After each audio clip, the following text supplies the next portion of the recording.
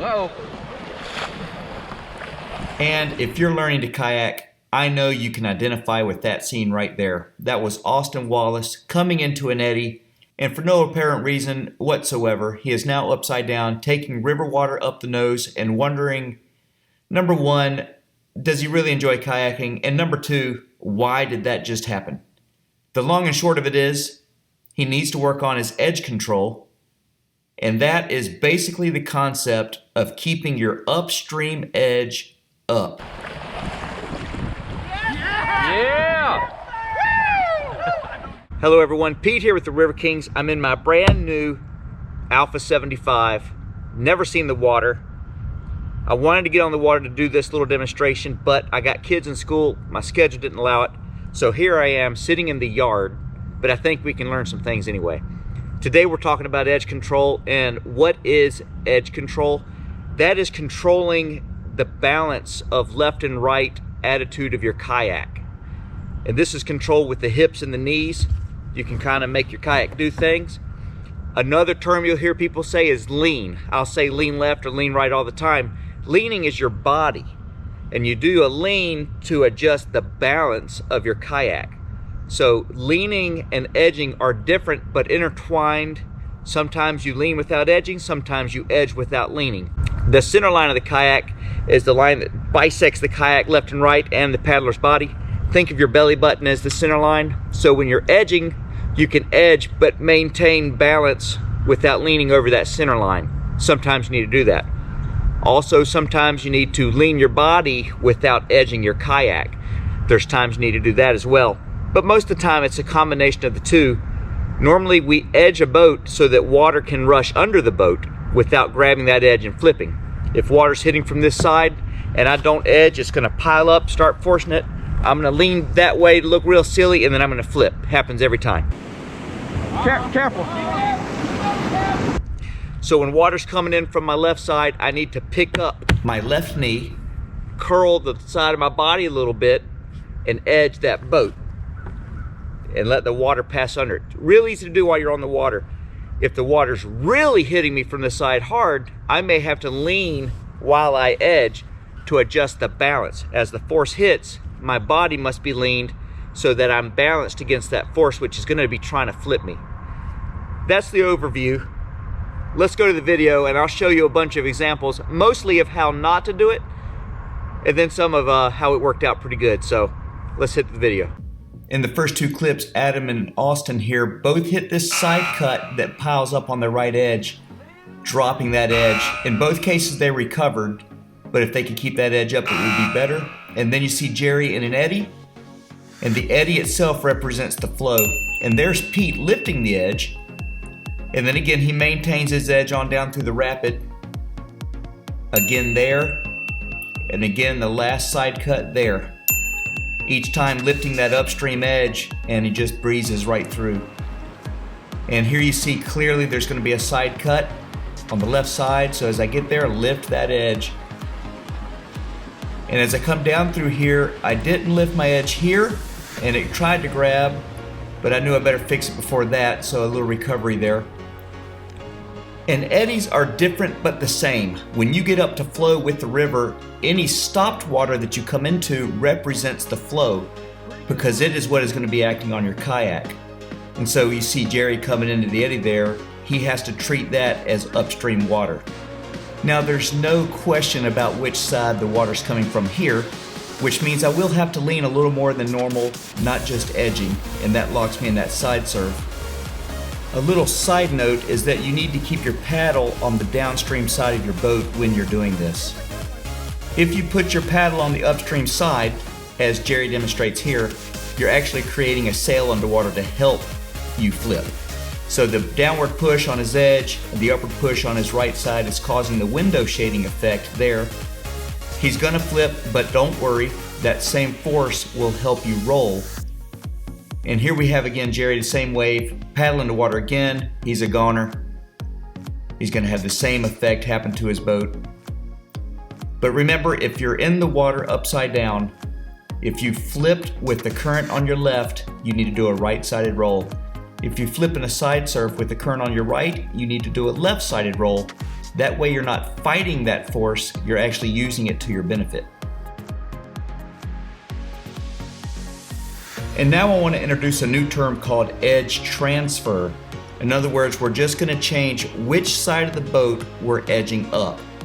And surfing in a wave is a great place to learn this, especially if you can do some 360s. And this is where you will really learn that edging is a proactive move. It's not a recovery move. If you don't edge in time, you'll drop your edge, you'll be trying to keep yourself from flipping and recovering. But as you see, I'm edging before I really need to, and that keeps my boat from having to go into recovery mode versus Jerry here, who waits a little late, and now he's lost his edge and he recovers, which he does well. But edging keeps you from having to recover. You should never unsee this diagram. Every eddy you get into, you need to edge up like you're spinning out a bicycle as a kid, and you've just locked your brakes and you're about to skid out. You need to lean that way with your boat and your body a lot of times. And here again, a side surf, this is nothing but edge control. I will not let that left edge get pulled down by that oncoming water. So I lean out to the right, keep my paddle downstream, work that fluff with my paddle, and just keep that left knee engaged. Keep pulling it up even when it starts bouncing. Don't let it go. And once you get comfortable doing this, you'll realize there's really nothing to it. And that'll give you a lot of confidence going into rapids, knowing that if you do get stuck in a hole, you're going to be all right.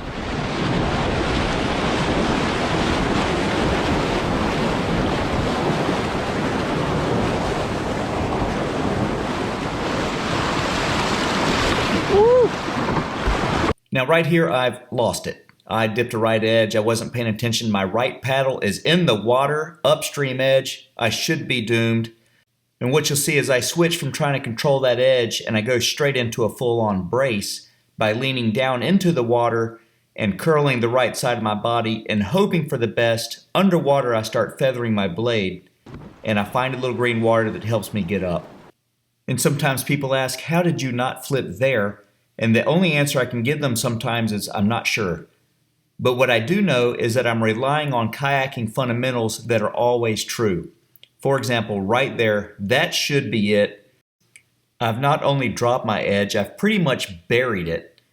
My face is at the water level, my paddle is buried on the upstream side, and this should be an instant roll.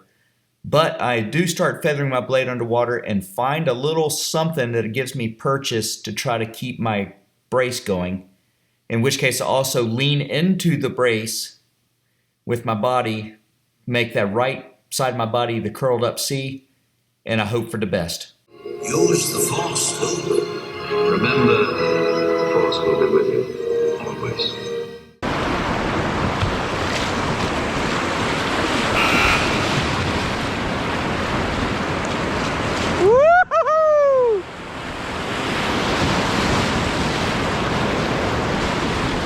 And so hopefully, as you can see, edge control is an inescapable part of kayaking, especially whitewater kayaking. And even if you're flat water touring and things, there'll be times when you need to use this, just not as often.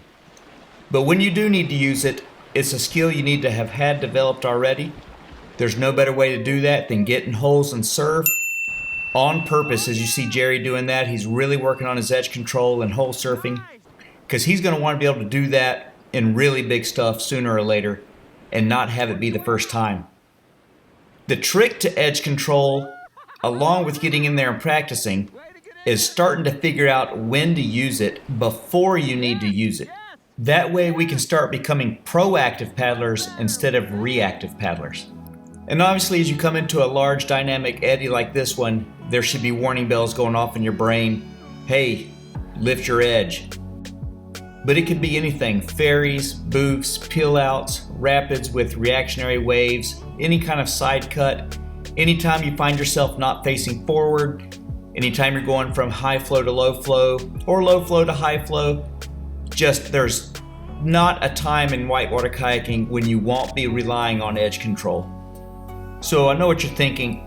You're not real comfortable trying this and you don't think you can always get it right. But what you need to do, like we have the boys here, is throwing it out there knowing they got to do a big right edge and lean their body to the right. They're just going to have to do that or they're going to flip and get aggressive with it. And that way it becomes second nature. You start to feel that the balance comes from leaning away from that current and edging your boat properly. You can lean too much, you can edge too much, and you can definitely edge not enough. And here you see Pete, not thinking about anything, falls into a seam between two big currents and it pulls his right edge down. In which case he has to recover with a brace and he's back on his way. All this becomes second nature, including edging, including bracing, just all of it. It takes time, but it will come, and you just have to get in there and start trying it until you get used to it, and then you can try a little more, get more aggressive, and then before you know it, it's just going to be second nature. And when it does finally start to just click for you, that's when you really start pushing and get yourself in those positions where you're not really comfortable trying something. And you don't have to shoot for the moon here. You can start on your local run, find something like this and try a boof to edge. Boof off the rock, land left knee up, and without missing a beat, take a stroke, get your nose in that current, right knee up. Just work on that edging. Here at Make Above 10 Foot, right there you have to really lift the left edge and lean into that rock or you're a goner. If you do it right, it looks like nothing happened. And that's the goal. Before long, you're not even going to be realizing you're doing it. It's just going to be happening for you, and you're going to love paddling even more. And that's what it's all about. Right here, coming into 10 foot, I drop an edge right there, just a little bit. Quick little recovery, and I'm on my way. So even when you think you've got it, there's going to be some water somewhere that's going to give you a little trouble. As just a reminder, hey, pay attention to those edges. So look at these next few clips and see if you can start recognizing what your edges need to be doing, and see if you can see the trouble before it happens. And some of it's subtle, some of it's very straightforward, but take a look.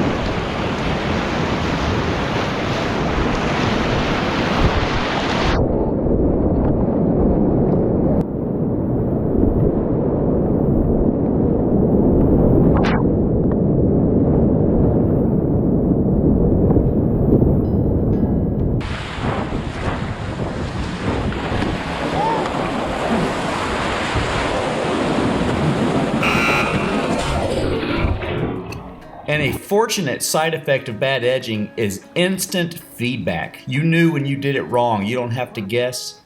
The river tells you. And here you see Dave leaning into this rock. Bam, I can see the bottom of his boat there. That's perfect. Here goes Kevin through the same slot. He misses his right stroke between these two boulders. And then it's just a wild circus of bad edging and quick recoveries. So he was just kind of all out of sorts. Things were pushing on him from every which way. Drops his edge there, but it worked out because he eddied with that same edge. And right there, he's got it all back together, nice and calm.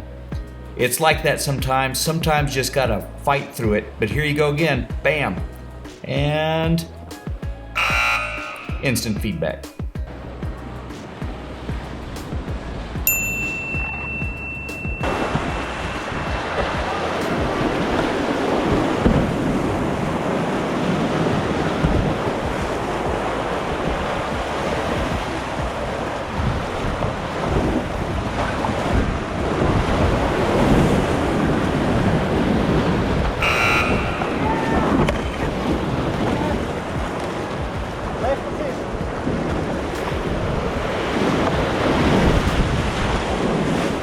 here Kevin demonstrates a beautiful edge transfer with a boof to edge. You have to lift the left knee here at the beginning of the move and then transfer to lifting the right edge to land in that eddy.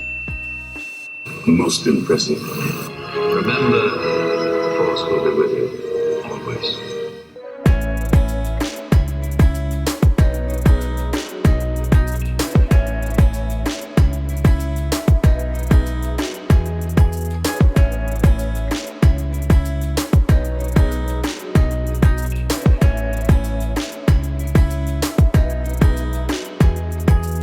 And then sometimes it just doesn't work out like you want it to. This is triple drop, and on this particular run, I subbed out in the seam of the first hole.